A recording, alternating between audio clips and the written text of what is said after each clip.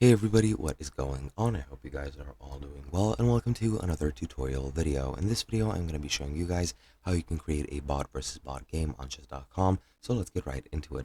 Now, there is no official bot versus bot mode on chess.com, so this is kind of a workaround, and you're going to need two different browsers and two different accounts to do this. And as you can see, if I change my browser, you can see that I'm logged into two different accounts, and what I'm going to be doing is creating a bot match on both of them.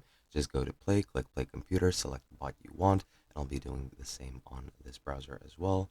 Click play computer, and once it loads, just select whichever one you want. I'll resign from this old match, click rematch, for example on Caligula this is, and I'll go over here, resign, click rematch, and now what you're gonna do is actually create one where the main play is black, and let me just resign this, click new game actually since I want to be black in this one, and click black, and now you have one where you're starting as black and one where you're starting as white.